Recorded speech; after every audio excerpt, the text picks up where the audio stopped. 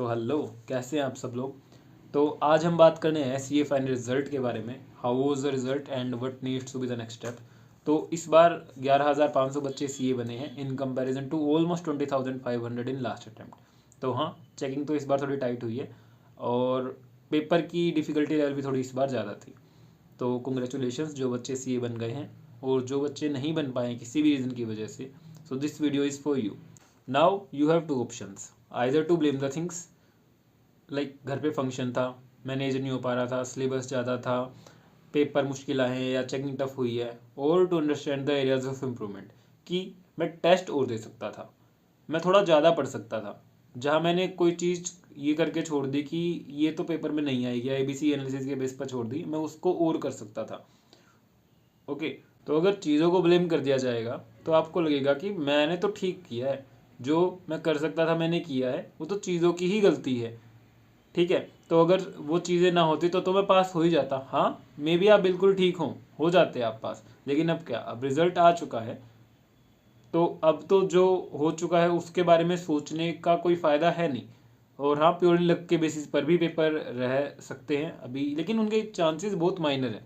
अभी इस रिज़ल्ट में बहुत सारे केसेस मैंने खुद देखे कि जो ऑलमोस्ट लक के केस पे ही रुके हैं, लाइक उनके नंबर ऑलमोस्ट 140 के अराउंड में।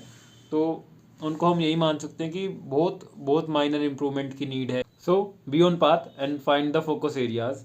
सो फर्स्टली, जिन भी चीज़ों को आप अभी ब्लेम कर रहे हैं उन्हें साइड में कीजिए, और ये मानिए कि जो भी हुआ है सब कुछ फेयर हुआ है, फेयर चेकिंग एंड एग्ज़ाम्स भी ठीक थे। और अब आप ये सोचिए कि ऐसा और क्या था जो किया जा सकता था, जो आपने नहीं किया और जो करना चाहिए था। आराम से शांति से सोचिए, और जो भी थॉट्स आए, that's it, write it down and start working on it. And if you want any help regarding anything, you can comment it down, और you can also DM me on Instagram. The next thing is, आप RTI लगाकर अपनी answer sheet जरूर मंगाइए और उसको analyse कीजिए, अपनी focus areas निकालिए। और हाँ, ये भी ज़रूर देखिए कि आपके कितने मार्क्स और बढ़ने चाहिए थे आपके हिसाब से, और अगर क्या वो मार्क्स बढ़ जाते आप पास हो जाते।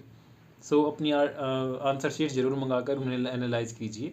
तो आप RTI ज़रूर लगाइए, और RTI कैसे लगाते हैं इसके लिए मैं एक वीडियो अभी अपलोड कर दूंगा जल्दी ही। Let's be optimistic.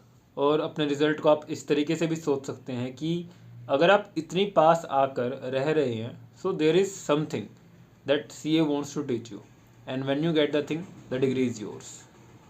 और हाँ, रिज़ल्ट के एनालिसिस के लिए मैंने एक फॉर्म बनाया है। तो जो भी November 24 का स्टूडेंट्स हैं, either appeared or not, or passed or not, so you must fill the form so that we can have a better understanding of the result. And उस एनालिसिस को लेकर मैं एक वीडियो बनाऊंगा कि कैसा रिजल्ट आया है और कितने बच्चे ऑलमोस्ट पासिंग के पास थे, या कोई और पैटर्न फॉलो हो रहा है या नहीं। सो इस फॉर्म को आप ज़रूर फिल कीजिए, और इस वीडियो को आप अपने उन सब फ्रेंड्स के साथ शेयर कीजिए जिनका November 24 अटैम्प्ट था। So thank you and bye bye.